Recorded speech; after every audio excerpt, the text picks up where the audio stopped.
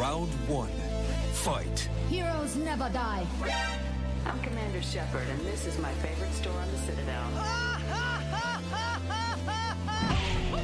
I used to be an adventurer like you. Then I took an arrow in the knee. Power, sex, power. They both come down to one thing. Hungry gamers. Hello, and welcome, boys and girls, to the 262nd episode of the Hungry Gamers podcast. We're powered by ATEBIT.net and those sexy legends over at Audio Technica. I'm your extremely humble host, Brendan White. You can find me just about everywhere at Brendan 8-Bit. And joining me today, my podcast ride or die, the Gamora to my Rocket Raccoon. You can find her on them socials at Miss Allie Hart. Miss Allie Hart, how the bloody hell are you doing? I'm good. I am actually full of liquid. So this should be a very interesting podcast. Yeah, there might be a few impromptu pee breaks or something like that. Who knows? I'll just find a cup. If you move too much, can you like almost hear the liquid in you? Like, you know, when you're a kid and if you have lots of liquid and you can shake them and you're like... Yeah. No, like, I don't think we're at that stage, but, you know, maybe the listeners are lucky. They'll get some ASMR. More liquid? More liquid. I want to hear you shaken by the end of the episode. Oh, yeah. Yes. Stay but hydrated. We're back. Episode 262. Miss Allie Hart is very hydrated. I'm on my way. I've had my morning black coffee and now I'm punching through some water, trying to get them water levels up. I have to tell you something, actually, speaking of coffee. I've, committed the cardinal sin of the coffee aficionados. I bought instant. Yeah. You know what, though? Like, I'm not going to judge you.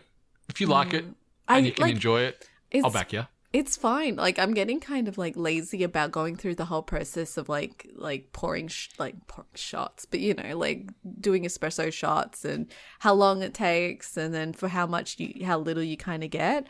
And I got the instant coffee for a cheesecake recipe that I'm planning on doing for hopefully Thanksgiving. Hello. Knock on wood, it doesn't stuff up. But so I bought it, but way bigger than I thought it was. Good measuring on my part. So I'm like, oh, you know what? It's been a while. I never drank it before, but that was my first coffee was a freaking cappuccino. So you started well. My first coffee was the very fancy International Roast. Oh. Which is like bargain basement coffee ground. I don't know. There's some brands over here. There's something called Folgers, and it comes in a hideous orange plastic barrel. So I think I'm doing okay with... sounds like it's going to be gross. Do you want a glass of Folgers, love? It's like, yeah, sure. I think it's actually really well loved over here, to be honest. Oh, really? I think so, but you know, I stuck with Nescafe because I remember as a kid, when you're really, really young, you like the smell of it, but you don't like the taste. So it was kind of it was a nice bit of home, actually, just cracking open the Nescafe and kind of getting that smell and being like, you know what, maybe I'll give it a go. And it's not bad. It's not great, obviously. I'm not saying it's the best of the best, but in terms of just grabbing some boiled water and just kind of putting it together, it's good for what it does. Can I ask, because obviously Nescafe here, Blend 43 is, I guess, the standard. Is that what it's called over there too? Is it got the same aesthetic? Is it the glass? Same aesthetic, same red kind lid of... and everything, but not called Blend 43. Maybe they've brown changed lid. it. Brown lid. Brown lid, okay. But I think brown lids were over there as well. But I think the one I'm drinking is just Classico. So, oh, yep. So, but it smells the same. I obviously can't tell you if it tastes the same, but yeah. A nice hint of Arabica or whatever. I don't know. I actually something don't know. like that. But coffee's great. Could be and, dirt. my morning coffee, it's a pod. It's a espresso pod shot. So I can't throw judgment. I got nothing against pods, to be honest. I think that's what I was drinking. You can find good ones and they taste nice. But I went for a trudge this week. We had Melbourne Cup public holiday on Tuesday. Snap. And so we had the Monday. So I had a nice 4-day weekend this past week, which was awesome. But took the doggos for a dubs on Tuesday. I'm like, you know what? Let's go trudging around the suburbia, and sort of, because where I'm at, about 600 meters up the road, is sort of one of the main drags of Melbourne. So I'm like, let's go down right in the thick of it and see how the boys handle that, all the noise and all the people and the smells and the sounds. They're pretty good. They wanted to try and go into every shop we walk past, but found a little local coffee shop in walking distance. The coffee, was fine. Wasn't the best, but it's nice to know that I can sort of get a coffee on foot up there. The dogs are accepted. They're okay. So I'm going to start doing that every week now too. Go up there to the new local, have a ho-hum coffee and maybe a little pastry treat or something and wander back. That was the funniest thing about Melbourne when we went. We went for PAX and we went out for coffee twice, I think.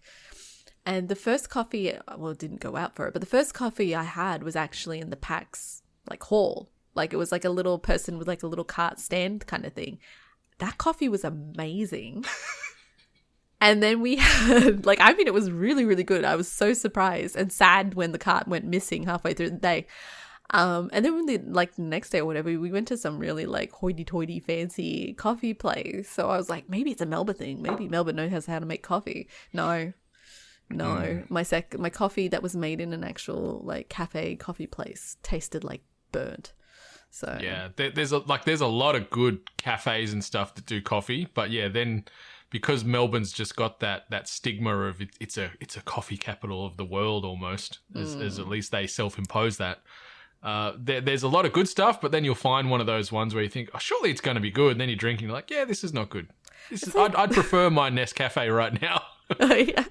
It's just so baffling when it's those places. Like, they're so small. They're literally like holes in the wall, but they're wearing their fancy friggin' aprons. They've got their, unique style and weird objects hanging off the walls. And all they do is coffee. You can't see anything else. There might be some banana bread. But yes, give me some banana bread. Toast that up though. Melted butter. Oh, I miss that stuff.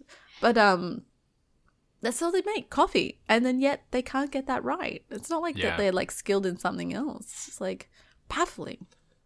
And then there's occasionally a weird cafe in Melbourne where they don't sell coffee, which you think if you're a cafe, that is your first port of call as far as I'm going to buy X machine for my cafe. It's going to be a coffee machine for me because the amount of just foot traffic coming throughout the day, the morning, the afternoon, where all they want is a coffee, and if you don't sell that, what are you doing? So, there's a couple of weird cafes right in the guts of Melbourne too that don't do coffee, and I don't understand. You can't be called a cafe and not sell coffee. Like, cafe is the word for coffee in a lot of like languages. So you can't call yourself like cafe and then not sell coffee.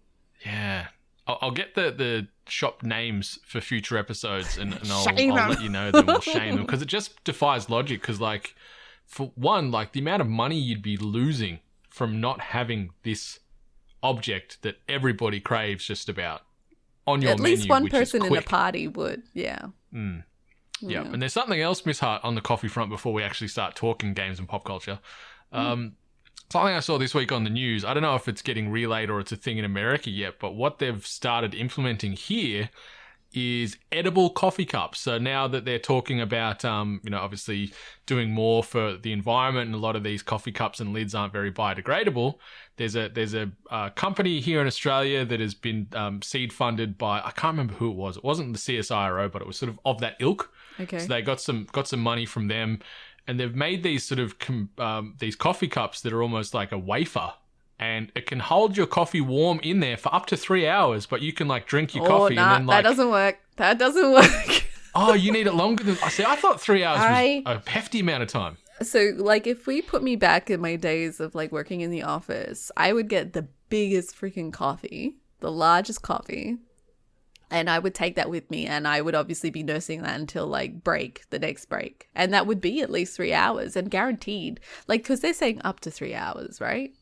Yeah, so, I think it was about 3 hours. So whatever the up to point is, it was like, no, it really failed at that point.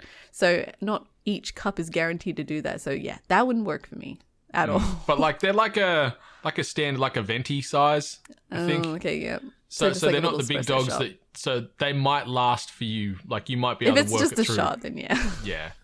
But I don't mind that idea, It's sort of like having your coffee and a biscuit in the one hit. You have your coffee, you have a little treaty with it, you don't have to worry about waste. Well, and it's like an extra $1.50 you pay, and I'm like, you know what? That's a good little business model. I like this idea. I want to try it. Like places in Melbourne do it, and I want to try and find one that does, so I can give this a crack.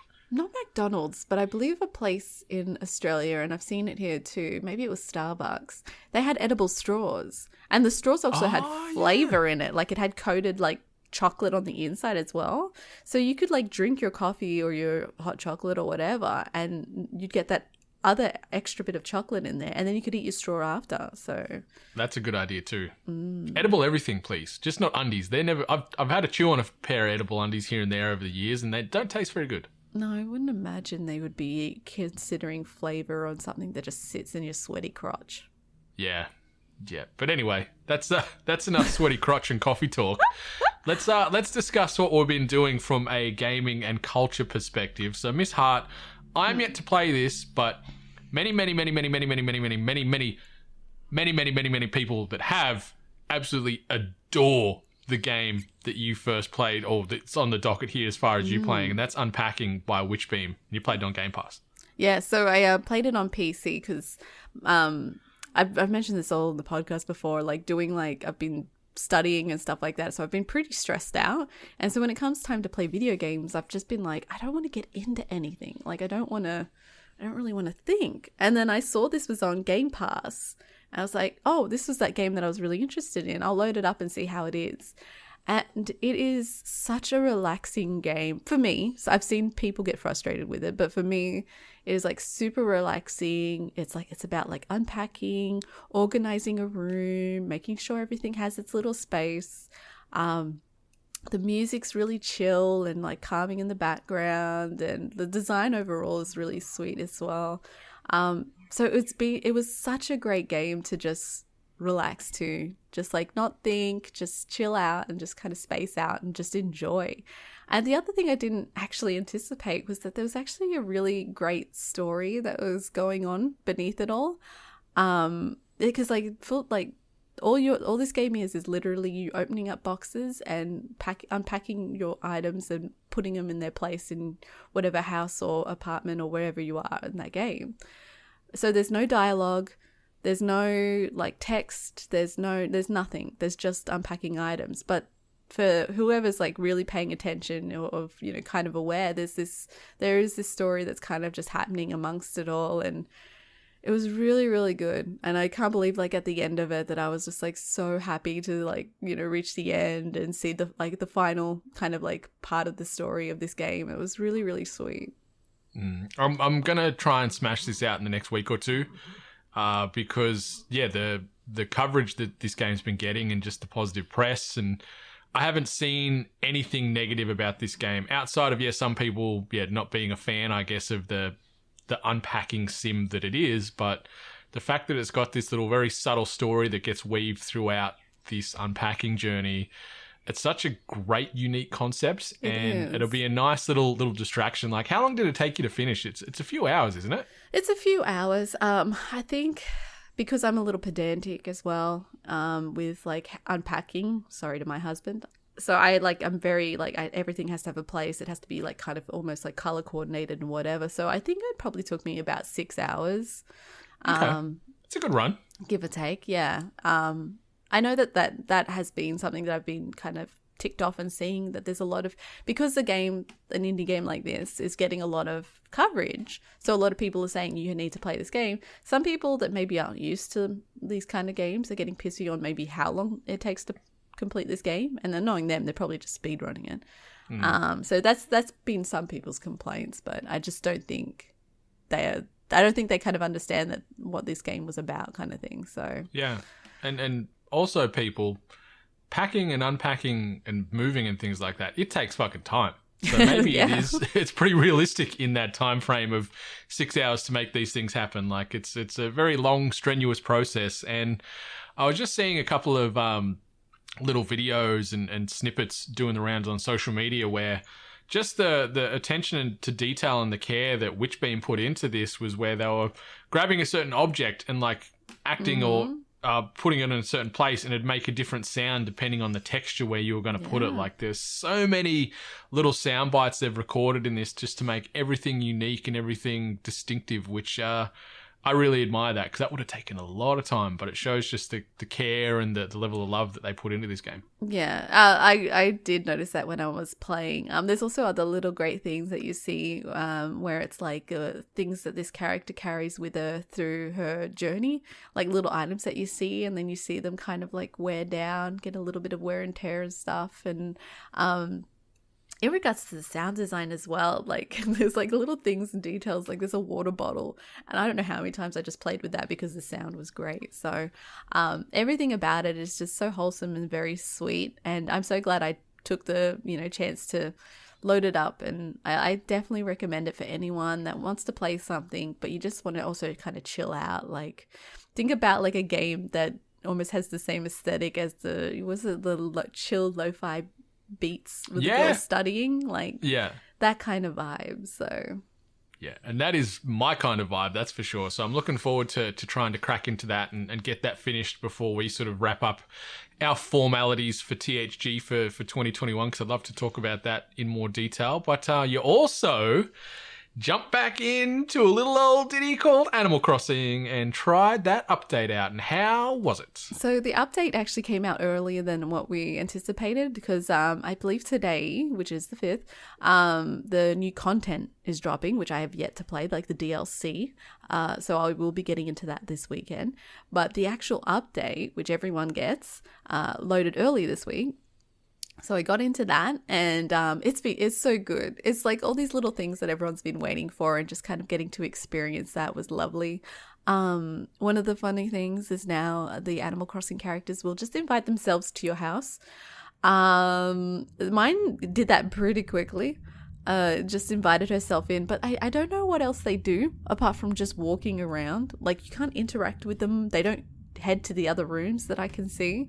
So I kind of just told her to chuff off pretty much. I've also seen online that if you load this up and you haven't cleaned the roaches out of your house, because if you don't play the game for a while, you get a bit of a roach infestation, the Animal Crossing characters will kind of judge you and kind of, leave quickly because your house is gross.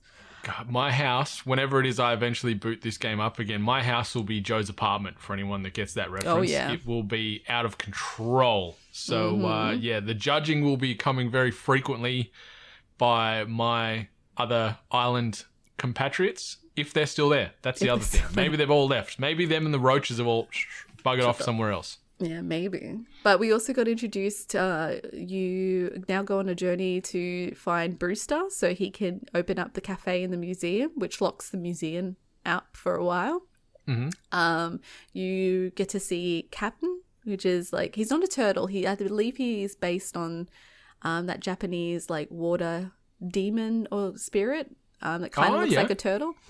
And he will take you to different islands where you can go for resources, and you also can dig up those, like, I always say them wrong. I always call them joyroids, but they might not be what they're called. And now you can take them back to your island. You can plant them, and you will get, like, you look after them, you water them, and then just unique ones appear. So I'm waiting for mine to kind of grow. And what else? There's now the boombox in the town center, so now you can do your morning aerobics or your afternoon aerobics with your villagers and stuff. So I did that, and that was kind of cute because sometimes the little characters will go out of time, or they'll take a breather, kind of thing like that. Like one of them will be, and I'm like, oh, I get it. So far all the little updates. Oh, and the cooking. So you will go to the little ATM and you will unlock the cooking and the camera, the pro camera as well. So the cooking kind of like gets initiated when you grab things. So like if you go fishing and you catch an anchovy, your character goes, I can actually make something with this. And then you go to your oven at home, and then you'll have all these recipes that and you'll kind of put together. I've yet to unlock the ability to farm.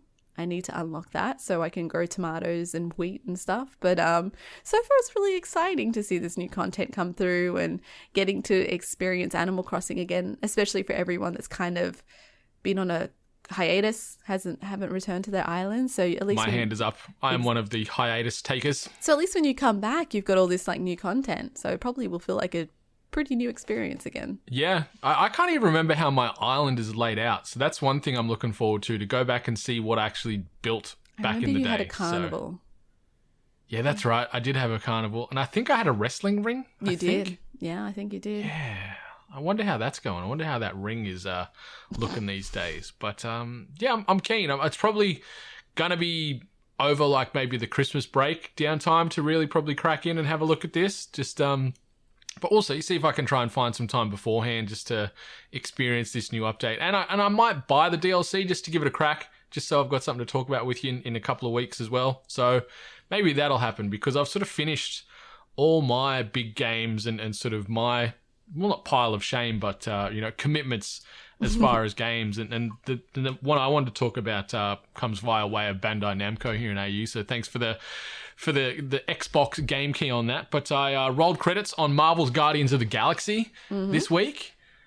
And boy, howdy, the expectations of this game, at least from myself and maybe other people we know, maybe yourself included too, Miss Hart, they were probably pretty low when this was announced. Mine I was like, low. Yeah. Yeah. I was blown away by this game. This is one of my favorite games of the year. Wow. Yeah. Yeah. I adored my time with this. Like, Eidos Montreal developed this game. It's published by Square Enix. So Eidos, primarily known for Deus Ex. So anyone that's a fan of Deus Ex, you get a slight little taste because like there's things that they've implemented in this game which is sort of very unlike a lot of the superhero games where, you know, some of the decisions you make or the discussions that you're part of will play a part down the line in the story as far as good or bad things happening, which I loved. I loved that there's some real consequences based off things that you're dealing with.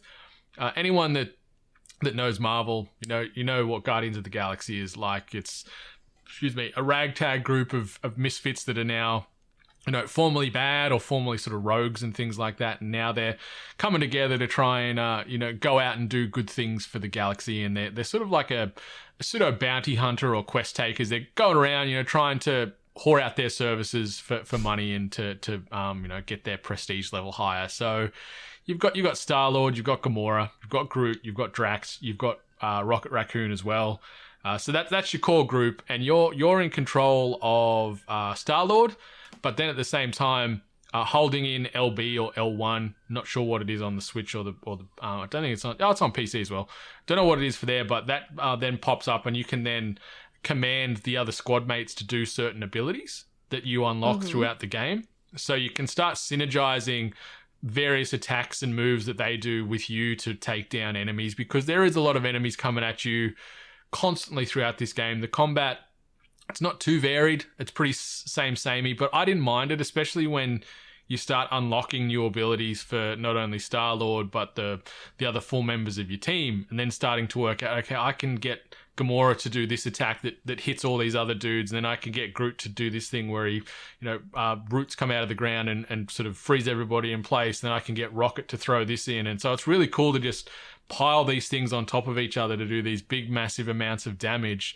And then that scores you, and then subsequently you get points off that, which leads to points which you can unlock more abilities for. So there's sort of this incentive to try and play as a team as much as you can, which is great. But outside of the combat, like the gameplay loop is pretty consistent the whole way through. It's, go here, fight a wave of enemies, get some more story opening up, have a couple of good discussions, go to this other very, very bright, very diverse, like the world you go in, like around the galaxy, it's stunning. These planets and these cities, they're all very unique and aesthetic. They're like so vibrant and colorful and neon laden and alienist, and creatures and plants and everything. Like, it's all very unique, and it's just a visual feast. And on the visual side, the facial animations in this game, I was really, really impressed. Like, you see a lot of emoting in all the characters, the mainline crew, as well as these other bit characters you meet along the way. You can sort of see when they're in pain or happy, sad, and all stuff like that. So I was really, really drawn in to the characters and their mantras and I guess their motives for what they're trying to do. Obviously there's a story in here where ultimately there's a big bad in the galaxy here that you've got to thwart and take down. I won't really go into the story and how it weaves in with certain characters. I don't want to spoil anything as far as some of the characters you meet, but there is characters you'll meet along the way that are familiar for anyone that's watched the movie or read a comic. You'll see, if you've seen it in the trailer, like you'll see Mantis. She's in here a little bit. She's so well acted, and just some of the things she says just cracks me up. Like there was moments in this game where I was audibly laughing out loud, and then it flips the script into these really, really heartfelt moments. Well, there's a couple of times in this game where I cried, like, which is something that's you wouldn't really probably think in a game like this, as far as the tone, when most of the Guardian stuff, like there is some heartfelt moments, don't get me wrong. The movies definitely had some tear-jerking moments. Yeah, the first one, wasn't a huge fan of the second, but second one actually did make me cry. Yeah, I know what you're talking about. I'm not going to say spoilers on that for anyone that hasn't, but it was really fun to play. Like the final act for me, I did notice, like, I encountered some technical difficulties in it where I was dropping frames here or there. So I had to reload a save a couple of times or just push through it, which made it a little bit of a pain. But, the scores on it, on Metacritic, 77 PC, 81 on PlayStation, and 83 on Xbox. I'd score it probably about an 80, 85, and I'd probably bump it higher if it didn't have these technical gremlins that I encountered, because I loved the story, loved the combat, loved the cast of characters, loved the stakes, loved the introduction and little Easter eggs that were throughout this game. And also, I adored the soundtrack. Like, holy guacamole, there was banger after banger. Like, Eidos and Square, I don't know what they paid all these musicians to get licensing rights for these songs, but there is so many belters from the 80s in this. And there's one little thing that happens in the game during these combat moments. When you get your teamwork level bar to a certain height, you can hit L1 and R1 or LB and RB, and you do in air quotes, a huddle up, and your crew comes together and you give him like this pep talk speech. And then it boosts your attack damage if you pick the right speech, and it boosts their attack damage and also their defense. And so you just start running roughshod. But once that huddle up's done, you get this big, massive banger of a track playing over it. So you've got like, White Wedding by bloody Billy Idol cranking out, or you've got, Don't Fear the Reaper by Blue Oyster Cult, and all these other fucking bangers blasting along the battlefield. And it just adds so much more to the combat and just these little moments that you're having in the game. And it's just so fun, Miss Hart. I'm loving me some Guardians of the Galaxy. I'm genuinely surprised. Like, full disclosure, I think I even said it on the podcast, so it's not like I'm kind of hiding it. But I believe when we saw the trailer or the announcement, it went for ages from what I remember. Yeah. I just remember the overall vibe of the presentation really being off. Like, really, really being off and not really necessarily showcasing anything that was incredibly positive. But I do remember saying if there was anything like that would encourage me to play it would be the music, because, And to see the hype, to see everyone loving it and enjoying it, I actually had to, I have to watch someone play this. I have to see, what the hype is. And I've got to give it full credit. It does look absolutely delightful. It looks amazingly stunning in some areas. There's a scene early in the game where you're walking along this bridge carrying the crate behind you. Oh, yep. Yeah, I know the one. Yeah, and just that scene alone where it kind of pans to a side angle and you see these wonderful space, almost whales kind of flying beside you. And I thought that was really incredible, because I kind of thought that maybe this game was going to go down more, cartoony, kind of animatic kind of angles. So I was surprised to see some really stunning environments and effects overall. Unfortunately didn't get to witness the soundtrack because obviously the person was streaming it, but was really impressed with the cover band, or the band that they made up, which was I think called Star-Lord. I think you're right, yeah. They called the band Star-Lord. Yeah, so the cool thing with the game is when you first start it up, there's an option where you can have licensed or unlicensed. So that way, if you are streaming it, you don't have to worry about getting copped with DMCA stuff. Yeah. So that's a smart little move by Eidos to put that in there. Definitely. But and Star-Lord, the band, fucking slaps. Exactly. And that's where I was going to go with this, was that I was actually pleasantly surprised to see that the band that they put together so people could still get the same kind of aesthetic and vibe actually really sounds good. Someone was playing, I think it was like Forza, and they had to switch it to, obviously streamer-friendly music. It was bad. It wasn't great.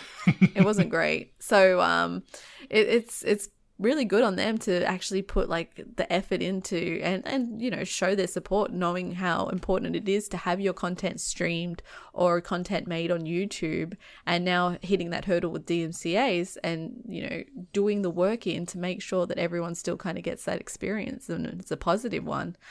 So yeah, I'm surprised. I don't know if I will still go out and play this game. I see the positives in it and I see why it's been received really well, but I just wouldn't necessarily say nothing necessarily grabbed me in order to like rush out and play it. So, yeah. But I see why it's doing well, and I can acknowledge that. Yeah, like the core gameplay loop isn't anything revolutionary, but it's just those interactions you have with the team. Like there's constant back and forth through the comms, through your earpiece when you're on the battlefield. And the cool thing is, the team is always talking amongst themselves and to you, and it'll give you options where you can jump in and, fuel the fire, disarm the situation or side with certain characters, and that'll then reflect down the line as far as how some of these discussions play out, and people remember what you say or what you didn't say. So it's kind of cool that you've got a little bit of control there. The overall story, as I said, really cool, really, really great, good sci-fi, some good emotional moments.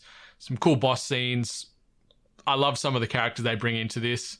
And yeah, I can't speak high enough of this game. I went into this with, like you said as well, like very low expectations. I thought that this was going to be a bit of a pooey old ride, but boy howdy, it's been one of the most fun games that I've played all year. And it's sort of similar to when we were talking about Cyberpunk almost this time last year, where we had such a great time, even though there were some bugs and some things that were a little bit of a pain in the ass. It didn't really impact our overall experience and still left us very happy. And that's how I'm feeling with this. And I just loved, the soundtrack, the characters, the voice acting and the facial animations is really, really well done. The worlds are gorgeous. The combat's varied enough. It's the same loop throughout the whole thing, but like having those different abilities and different ways you can go about things is kind of cool. Some of the boss fights are pretty memorable, and the writing is just on point. Like the scripting really good, funny moments, sad moments, big emotional moments. Like it's a great game, and anyone that is a comic book fan or a Marvel fan, like this is outside of the Spider-Man games that are exclusive to Sony. I'd say this is probably just about the best Marvel game made outside of those two games, like Spider-Man and Miles Morales, and obviously now we've got a new Spider-Man game coming out as well. This is up there as sort of like the number two to that 1A and 1B for me. I think it's that good, and blown away, because low expectations, and they were just smashed to smithereens, and it was awesome.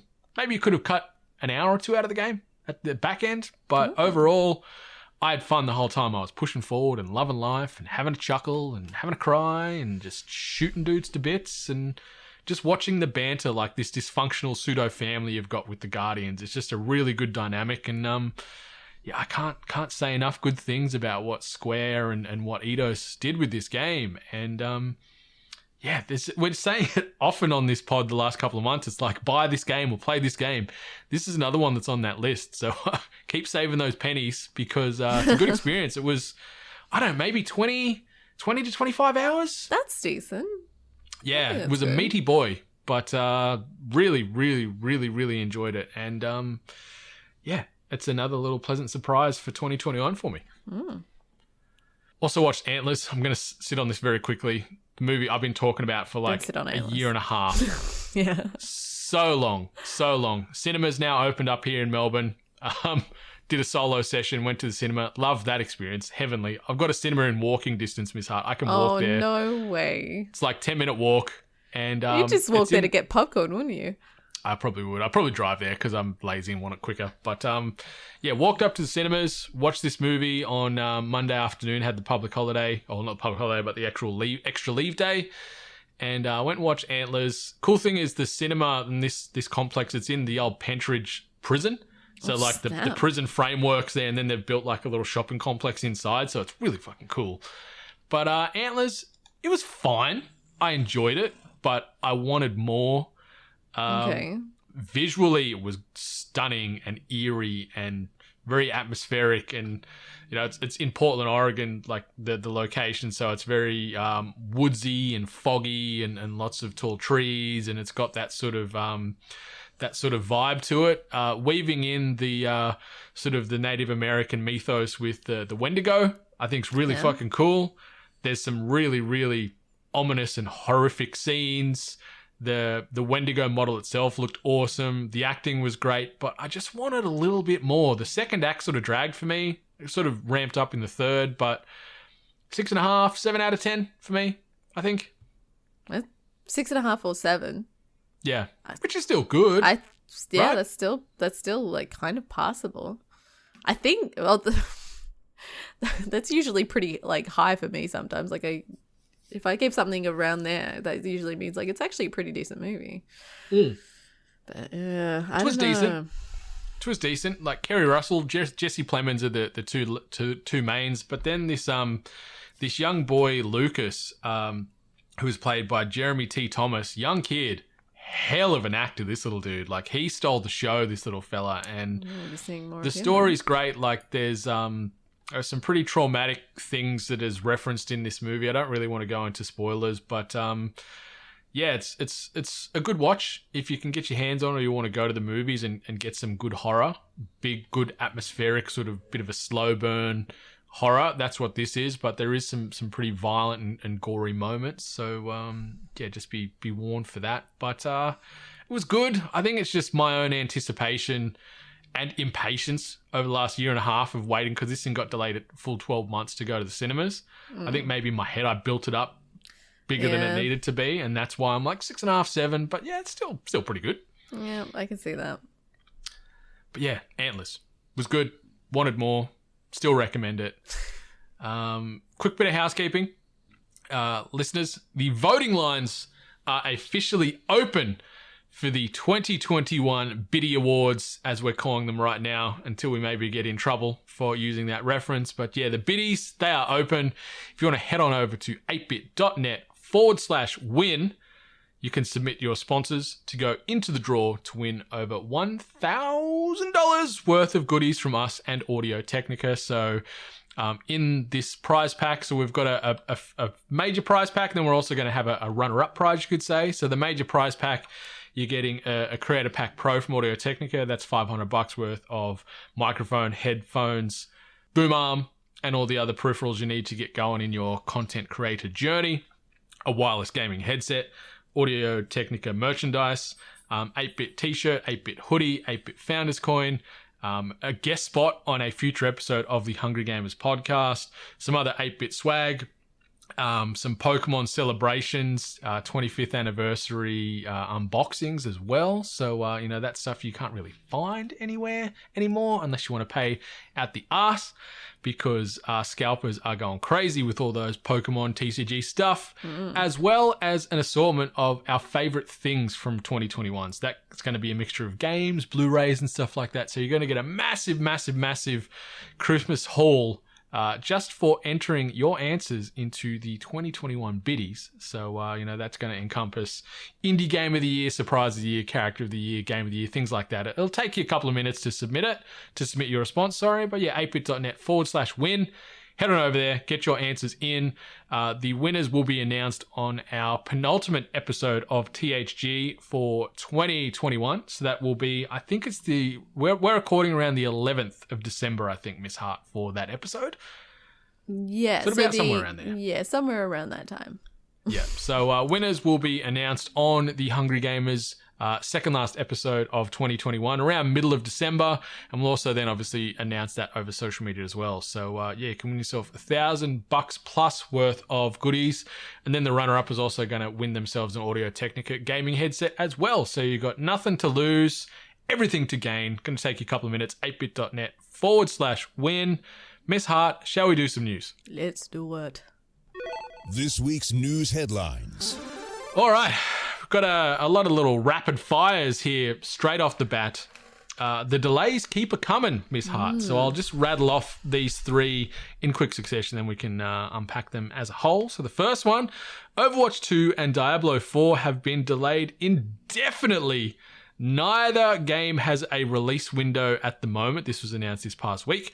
The next one, the official Twitter account for EA Sports PGA Tour announced also that the game has been delayed, promising an update that will follow in the coming months.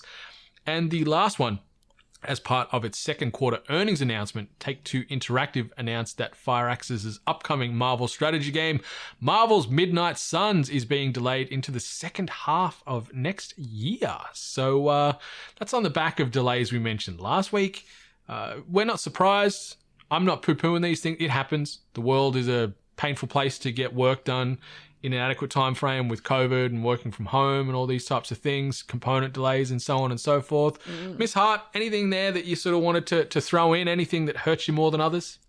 No, not necessarily anything hurting me. I definitely saw that there was actually a lot of theory and gossip that went around the water cooler with regards of Overwatch 2 being delayed. There was a lot of speculation that people were saying that the announcement for Overwatch 2 was like a kind of like a smokescreen due to some Blizzard backlash. I believe it was for the Hong Kong kind of controversy, the protest. And so people were just speculating that they just decided to announce that early to overshadow some of the negativity. I don't think it's been confirmed nor denied, but I just think that that was definitely something that kind of more came out of that announcement that was a bit of a surprise for some people. Yeah, it's a bit of a maybe trying a bit of positive PR spin. It's like, hey, we've still got a lot of bad shit going on behind closed doors, but these games are still coming. We don't know when, but it's crazy that Overwatch 2 was announced 2 years ago and we still don't even have a date as to when this is coming out. Like, I know Activision Blizzard walked the beat of their own drum and, game devs can do that, but do you think the excitement and the appetite for Overwatch 2 when it comes out is going to be there? Like, I don't know many people in our circles that still play Overwatch 1 with any form of regularity. No, I think I only know one person who still plays Overwatch in regularity, and that's essentially all they play. But I mean, the Overwatch League is still very, very rampant and very, very popular. They obviously lost some sponsors recently due to events, but it is still a very, very popular esport that is, across the world with teams. So maybe we don't witness a lot of people playing it ourselves, but there is still like a hunger and money behind the Overwatch name. That's true. And seeing Midnight Suns delayed, I think it was originally scheduled, if I remember right, for around that February window as well. Possibly. I couldn't actually remember what the original date was for that one. But I got to say, as it hasn't been on my radar, I wasn't anticipating it anytime soon. Yeah, but getting that potentially kicked down the line 6-ish months is a bit of a pain, but it happens. Studios need to do these things. Just release the game in its entirety, in its best condition possible, is the big takeaway there. The next bit of quick hitter, after months and months of waiting, further complicated due to the COVID-19 pandemic, Spider-Man is finally coming to Marvel's The Avengers on November 30th. Obviously, Spider-Man is exclusive for PlayStation players only. The release also coincides with a new raid and a level cap increase. Yeah, like Jono messaged Benny and I a couple of days ago. Once this announcement was happening, he's like, hey, if you guys are keen to jump back in on this on the PlayStation, I'm down if you're down. And, the general consensus was like, I was going to maybe jump on and start fresh on the Xbox because it's on Game Pass now.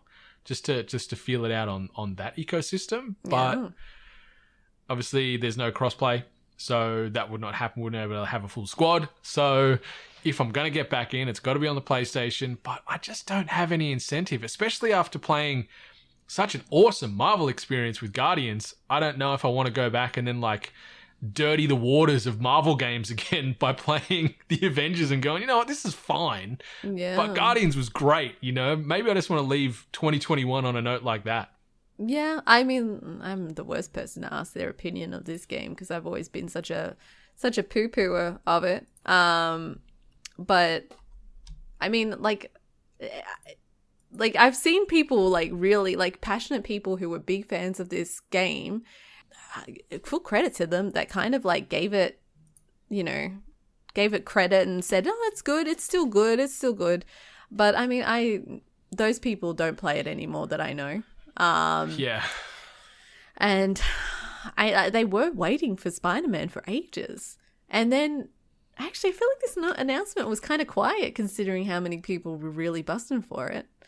Yeah, like they were doing... That might be saying something. The game's a mess. Like the pubs came out the other day and they sort of said, we learnt that we did this game wrong and it did not meet our expectations, and obviously the sales figures have suffered. It's almost like they're trying to sweep this game under the rug and forget about it. Like, it feels like they're like, you know what?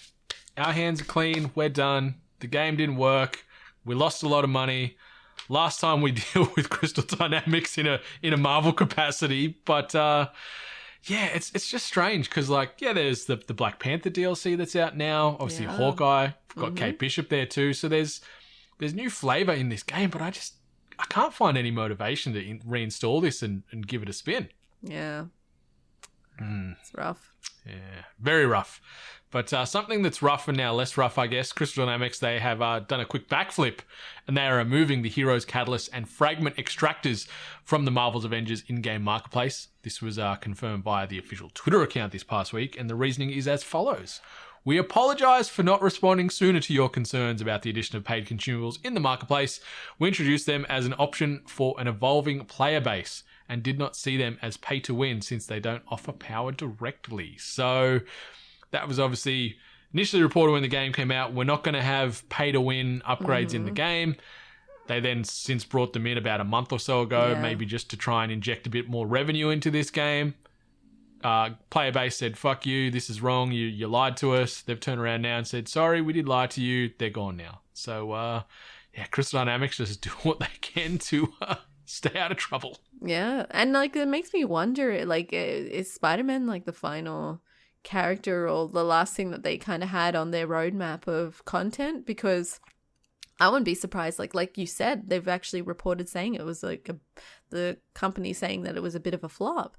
So how much money and effort do they put into this title further if it just keeps on, getting like worse? And obviously, like if they've added that element to it, they obviously wanted to get money out of it desperately, and now they have to take it out. So it probably won't be too long till they have to kind of say that's it. Like, that's all you're getting. We're not putting any more stuff on it. I think they did announce, like, I don't know if I'm just getting my lines crossed, but I could have sworn that they alluded to Doctor Strange, Captain Marvel, and some other character. I think someone found them in the game files as far as characters referenced for future iterations. And I'm pretty sure there was at least Doctor Strange and Captain Marvel slated for, I'm assuming, release in 2022 if that still occurs. But yeah, with Square sort of saying, you know what, this game really underperformed and did not do what it was meant to. It's funny because like Square have just published Guardians and they published the Avengers, and just the contrast between the two from market feedback and review scores and general people that have played it and their experiences, it's very, very different. Yeah. So I like, and then it's pretty unfortunate that this content that they're dropping now with Spider-Man, console exclusive. So. Yeah.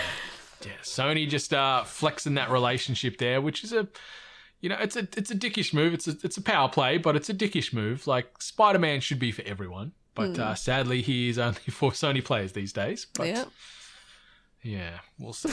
We'll see. The next bit of news that's come our way. A solo Donkey Kong movie is reportedly in the works, with Seth Rogen set to reprise his upcoming role as the iconic Nintendo character. According to Giant Freaking Robot, Donkey Kong will be the next Nintendo character heading to the big screen following the Super Mario Bros. Movie. So I'm not too upset about this. Like, we've said that the Seth Rogen as Donkey Kong is probably the best casting they did. Yeah, one of the more suitable ones, yeah. So more of Seth Rogen just chuckling his way through crazy events with Diddy and Dixie and Funky and Cranky and all the other Kongs, I'd be down to watch that. Like, yeah, I'm wondering if they just took this as like, oh, it seems like everyone liked at least this choice, so we can actually do this spin-off. Although, no, it would be more of the sense that Donkey Kong is one of the only characters there that kind of does have his own alternative storyline that they can kind of spin off. So that actually would make more sense. I still like this idea about the game being less about them being the actual characters as is, but more of the Jumanji theme. Because I like that concept too. Because then I like that this could actually just be more of like the idea that like maybe in the first movie they do it, like they, you know, get sucked into the game to play the characters. And then this iteration is just like maybe Seth Rogen being a, like, you know, a stoner, and he decides to load up the game again because why not? And go through it. And that way you can lean more into sort of that young adult tone as well, where you can have a bit more crassness and some jokes and things, because if you're going to keep it on the rails as just a pure, no, this is the Mario world or the Nintendo universe, it's going to have to be a little bit more straight-laced, I think. Actually true, so you can't really do the pot smoking. So yeah, I guess I was more thinking more Pineapple Express. Yeah, so if we went the Jumanji route, you could definitely get some Pineapple Express Donkey Kong Seth Rogen love. I don't know if we'll see a big crucifix super joint. It is Nintendo. Yeah, we'll see. But I'm not too upset about this, unlike the rest of the world, who is now very upset with Chris Pratt. Not only after his social post about his wife, and now everyone's like, it sounds like you're holding her as a slave. And it's the whole thing. But then he's also been announced to be voicing Garfield now as well. So why? Yeah. I grew up with the Garfield cartoon, so Garfield already had a voice in my head. So, and I loved the original. I don't know how many people actually watched the Garfield cartoon, Garfield and Friends. I didn't mind it.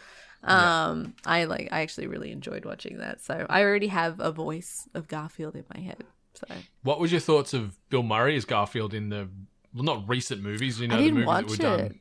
I didn't watch it, but people also hold him in a high regard and were confused why they needed to change it. But you know. I'm one of those people. I love me some Bill Murray. But yeah, solo Donkey Kong movie will be following shortly after the Super Mario Bros. Movie. Seth Rogen doing his thing. Who would you cast as Dixie Kong and Diddy Kong, Miss Hart? Oh. Is Dixie Kong going to be Elizabeth Banks and Diddy? Well, Diddy Kong's not going to be James Franco because him and Seth Rogen hate each other now. So do they really? Maybe he takes Dave Franco. He's a bit spiteful and takes his younger brother. Maybe like Michael Cera or something like that, or like Diddy Kong. I don't know. Diddy Kong's like would you classify him as being more of a hyperactive kind of like sporadic character? Yeah. Yeah. Maybe I'll say I can't remember his last name. Woof, whatever his name is. You know, the kid from Stranger Things. Woof something. Oh, I don't know any of those kids' names. Yeah, it's a ridiculous like action hero name. It's like Wolf Everhart or something like that is his name. And he's in, you know, obviously Stranger Things, and he's in the new Ghostbusters movie. So I will cast him as Diddy Kong for now. And Dixie Kong, yeah, let's just go with Elizabeth Banks. She does a lot of work with Seth Rogen. I like her. Yeah, why not? She's a talented woman. The next bit of news, boy howdy, this is a lot of money lost. The headline reads, Take-Two cancelled an unannounced game and it cost them $53 million. We're talking US. So according to a Bloomberg report, the unannounced game in question was being developed by Mafia 3 studio Hangar 13 and was codenamed Vault.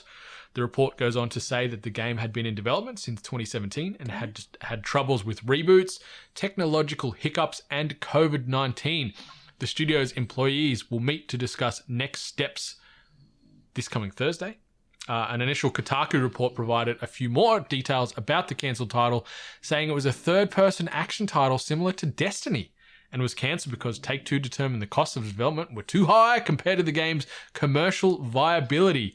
Approximately 200 people have been impacted by the game's cancellation, Kotaku reports. So holy moly, not only the 200 people in this development team getting impacted by this cancellation, but Take-Two pretty much just saying, you know what? This cost us $53 million. Already. That's enough. Yeah. That's enough. You know? So, boy howdy. That's That's big time. How would you feel like thinking if this game made it out, codename Vault, if it was a Destiny-esque title made by Take-Two, so maybe it's got that same open world vibrancy like a GTA or a Red Dead, that same kind of scope, but with that action orientation. I don't know if it was present day science fiction, whatever it is, but would you have given this a crack? Would you be excited if this was a thing still? I mean, it truly depends. It said it was developed by the studio for Mafia 3, and Mafia has had some pretty good credible love behind it. I don't recall Mafia 3 being received as highly as maybe the other two. Spoilers, it's not very good. Oh, there we go. We're not too sure of necessarily if we would have seen much difference in whatever this, codename Vault title would have been. Third person action similar to Destiny, that still can be a very vague brush to stroke on what it actually was. Take-Two has also been, had some connections to some kind of dodgy stuff as well. So I don't know. I'm more shocked that a title or a project can get to this amount of $53 million and just I can understand pulling the pin and saying we've already spent this much. There's just no possible way that we could recoup this. But I feel like there could have been maybe a moment where that pin could have been pulled maybe earlier. And now, obviously, 200 people are impacted, but yeah. Yeah, this game's been in existence or in development since 2017. So 4 years this game's been kicking around. So I'd love to know how far down the development cycle it was. Is this a game that was 80% complete and they went, you know what? True. That's enough? Or was it still stuck in development hell and it was still almost in that early stage? No doubt we'll probably get more information of this come out over the coming weeks and months where some of these people that were impacted will anonymously speak to Jason Schreier. Probably Schreier is going to have a groundbreaker on this. Yeah. So we'll find out more about Vault in the coming weeks, no doubt. But I'd love to know how close they were to the finish line before ultimately Take-Two went, you know what? That's enough. We're done. Turn the lights off. We're moving on. I could only imagine too, just there's obviously I don't know if they've actually disclosed that the 200 people that are have been impacted are going to lose their jobs, because obviously they said the studio they've cancelled the game. The studio still exists and everything, so maybe they'll be moving the people onto other things. But as a person or as a creative, and putting so much time and love into something for so many years, only for you to now know that it will never see the light of day, that's got to be crushing. That's got to be absolutely very heartbreaking. deflating. Yeah. It's now you guys are going to go work on Grand Theft Auto 5 content. Have fun. 5. Yeah, it's just, Anyway, Grand Theft Auto 5 still selling like bananas. On the record, unrelated, but related. Yeah, they said that they sold another 5 million copies this last quarter, which is fucking crazy. It's wild. People are just obviously buying it multiple times.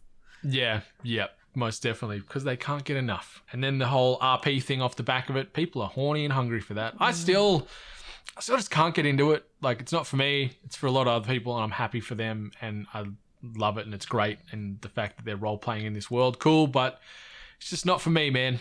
Just not for me. Something that's not for anybody anymore. PAX South. It's been cancelled for the foreseeable future. No more PAX South. So ReedPop has announced that it will be shutting down PAX South for the time being.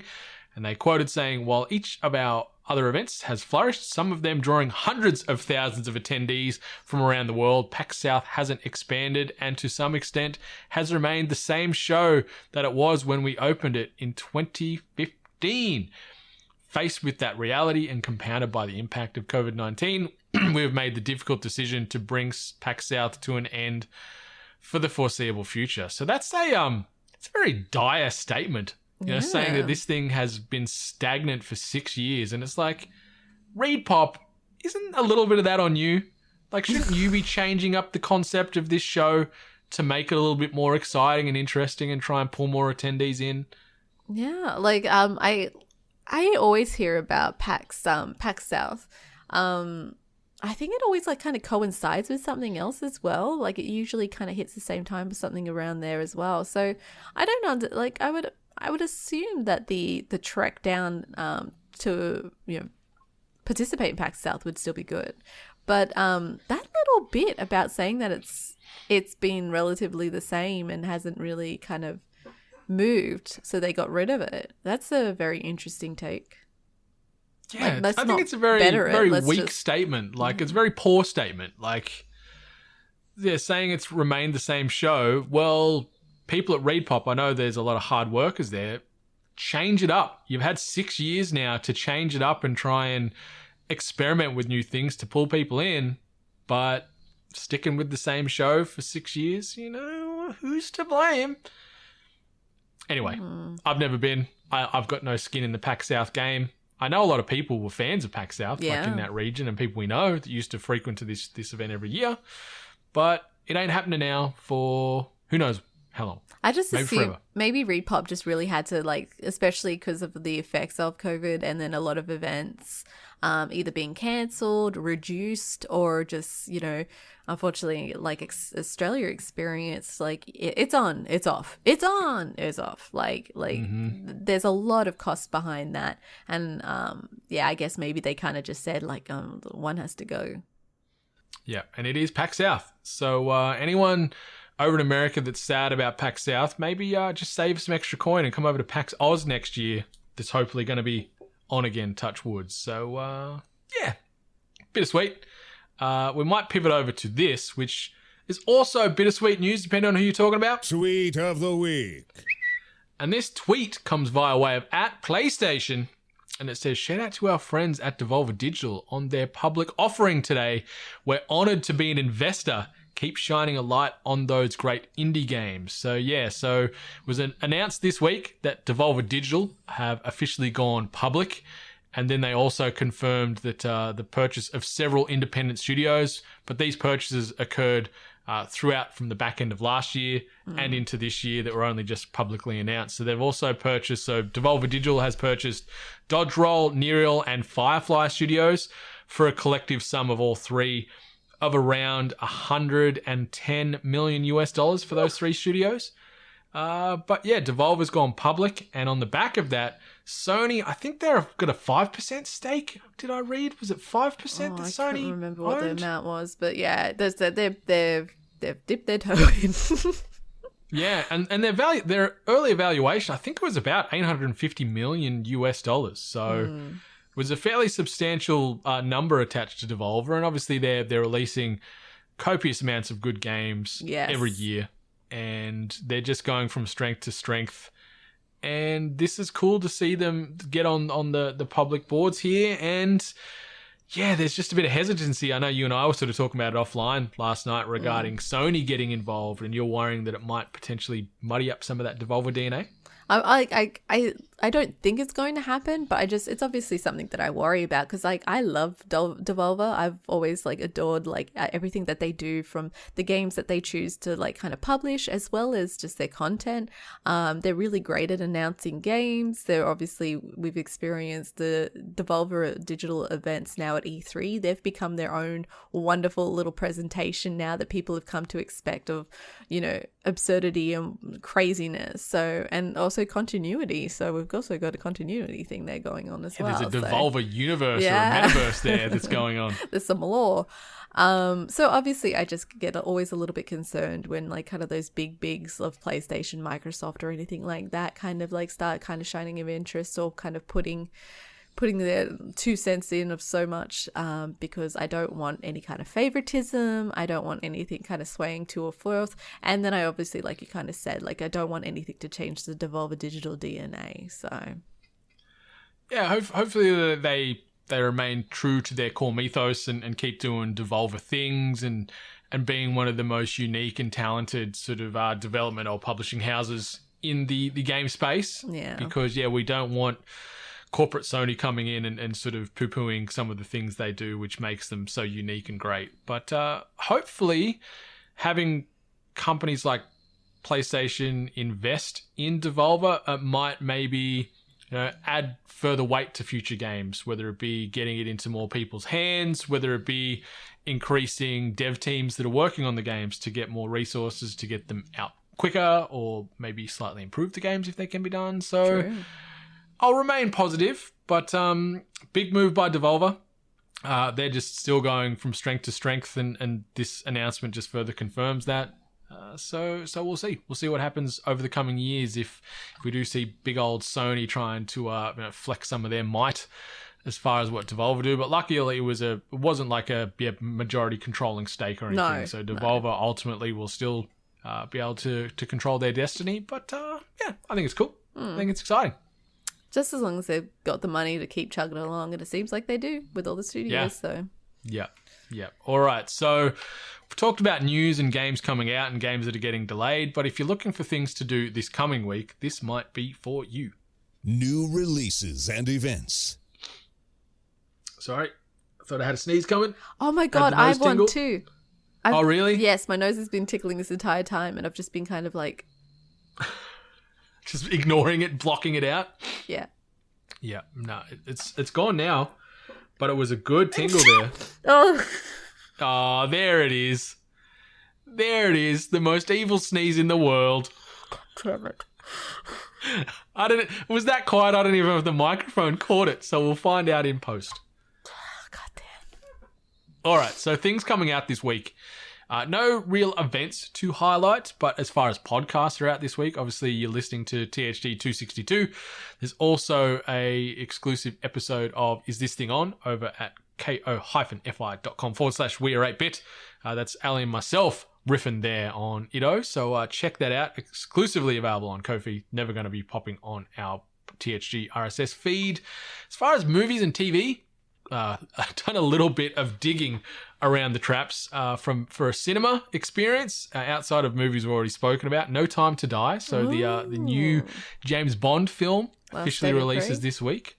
Yeah, the last jaunt for Daniel Craig there. Yeah, I'm not a big James Bond. Like, I can appreciate the movies, but it's not something that I flock to or need to go to like on day one. Yeah, but they're all right. I think if you need that action fix, I think they kind of scratch that itch pretty well.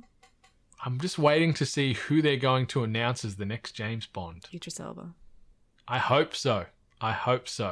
Please, James Bond writers, get Idris Elba in there, and just make him more of a badass. Like I like, at least with these Daniel Craig movies, they seem to he's less like it's more emotional, and it seems to be a bit more grounded, and he's a bit more of a broken and a human, as opposed to the machismo chauvinistic Bond of years past. But something else that's coming out this week, we've got Shang-Chi and the Legend of the Ten Rings available on Disney Plus. Nice. So I'm excited to check that out. I've been wanting to watch that one, actually. Getting good reviews. Good reviews. So I can't wait to check that. And also, the Dexter New Blood series is dropping on streaming services around the world. Cool. I loved Dexter when it came out, but by the end of that first run, it sort of lost what was exciting to me with the way they went with some of the story. The stakes just sort of got lower, which kind of sucks, but I know they had to try and stretch that story out, but it just was like, meh, cool. I never watched it. Whatever. I never watched it. It sounds like my kind of thing, about like a person who usually solves crimes or helps solve crimes, also committing crimes, but I think I watched like 1 or 2 episodes and I really disliked the cast. So yeah, some of the characters are a bit dickish, but the first few seasons are fantastic. I think the first, I can't remember if it derails after season 3 or season 4, but those first few seasons are great. And then after that, it was just like, it's fine now. But yeah, new season of that. We'll see what old Dexter's been up to out in the wilderness. As far as games coming out this week, Airborne Kingdom, Disney Classic Games Collection, Football Manager 2022. Actually, Football Manager 2022, I believe, has been delayed indefinitely also. So apologies for everything that listed in there. Obviously, Forza Horizon 5 is out, depending on where you are in the region. Otherwise, it's coming out in the next couple of days. Jurassic World Evolution 2, which I'm going to be playing the hell out of and discussing in future THG episodes. Among Trees, Bright Memory Infinite, Grand Theft Auto, the Trilogy, the Definitive Edition is coming out this week as well. Star Wars Knights of the Old Republic on Switch, The Elder Scrolls V Skyrim Special Edition on console, and Shin Megami Tensei 5 on Switch. So, good chunk of games coming out this week. Yeah, there's actually some pretty good ones out there. And I know we're kind of not necessarily starved for games. We've got some great titles, all the content that we've obviously discussed earlier on in this episode, and now we've got all these other ones kind of lined up. Oh, we probably will be buying another copy of Elder Scrolls. Because why not? I think I have it on everything. So why not? But yeah, there's some good stuff there. Hell yeah. Plenty of games. Like, we've got a good run home to Christmas as far as games that are either out or coming out or going to be just out before Christmas. So plenty of things to keep you busy over the upcoming holiday season. Yes. I was just going to say, did you watch the Call of Duty Vanguard event? Because I was going to say Call of Duty just came out. Yeah, Call of Duty Vanguard, I think. I didn't watch an event. Like, there's a trailer that they did locally here in Australia where they brought in like figureheads from various maybe not establishments, but like they had like Lauren Windsor, who's a big Australian tattooist. They had Volkanovski, the UFC champion. They had Mr. Fresh Asian on there. And then they had a rapper whose name escapes me, but they had them all coming together for the launch of this game and stepping into their own, in air quotes, worlds, trying to, be a tattooist or be a fighter or whatever, and then coming together to play the game. They did that. Is that sort of similar to what you were talking about? No, so they had this event where they were going to start showing some of the content. I think it was like the main thing was that they were going to show campaign, but it was hosted by Courage, who's from 100 Thieves, and also T-Pain. And then there was this event where 2 rappers and then 2 pro COD players teamed up against and went against each other. I think it was like Little Wayne versus versus Big Boy. Little versus Big. It was Littles versus Bigs. And it unfortunately it started off really badly. They were behind time. Poor Courage had to kind of just spitball and keep things going. But then Team Pain came out and then he dropped a swear, and then he's like, "Can I swear on this?" Oh, and then it was beautiful. It was the most beautiful chaos, and I do recommend people to watch it. You don't have to watch the whole thing. Like, obviously, grab your controller or however you watch YouTube. Hopefully, they have it up, because like all I'm gonna say is the interaction between T-Pain and like the teams, and he grilled them. He told them how shit they were. He called them out for camping. He was swearing. He was dropping like M-bombs, and all of them. And like, I'm not gonna like talk about everything that happened, but he literally ended the event by saying, "Thanks for coming, everyone. Pre-order, preload, pre-cum, and may your balls be free in the morning." And that's how he ended the event. And I just recommend anyone. That was my favorite event of this year so far. That's right. I remember seeing a social post this week, and it was just lost on me as to the context. And it was something about pre-order and pre-cum, and I'm like, what is going on? So now I got to check this out. So there's this like imbalance where people are like, there's no way T-Pain's getting another job, and then some people are like, no, T-Pain's got to be hired for things in the future. He did amazing. So anyone that's good for a laugh, like I said, it's pretty chaotic. It's not polished, but it's 100% one of my favorite events from this year because of what T-Pain did. I'm going to take a peek at that after this because I want to see all this beautiful disaster play out in front of my eyeballs. But that brings us to the end of episode 262 of THG. So we've got about 5 to 6 episodes to go for the rest of 2021. Yes. Obviously, head on over to 8bit.net/win to get your nominations in for the 2021 biddies. So, head on over 8bit.net/win. Take you 5 minutes maybe, but you could win a bucket load of stuff. Going to cost you nothing, just a little bit of time, and it's also a good chance to get your voices and opinions heard. If you wanted to have your voices actually played on the show, if you don't want to do it via 8bit.net/win, hit us up, hello@8bit.net. And if you wanted to record some of your answers to some of those categories, feel free to do so as well. And we can sort of cut those in throughout the episode too. So 8bit.net/win or hello@8bit.net if you wanted to email us some audio responses on those questions/categories for the 2021 biddies. But Miss Hart, anything you want to say before we shut the studio down one more time? No, I am done. I am ready to go and eat. How's the liquid levels? I didn't hear any liquid. Can you see me around. spinning on the chair? Like you're probably listeners, you're probably like hearing chair noises throughout the thing because we are at the damn breakage right now. If you hear me in a minute, you know what happened. It's not a soundbite. It's actually captured live on a fantastic Audio-Technica microphone. But 8-Bit Nation, thanks as always for stopping on by. But we're going to see you next week for episode 263. But until then, much love. Stay hydrated.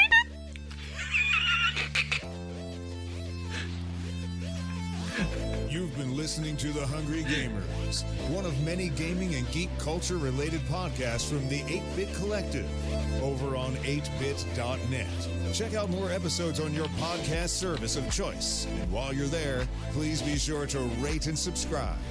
Until next time, boys and girls, stay hungry. And stay hydrated.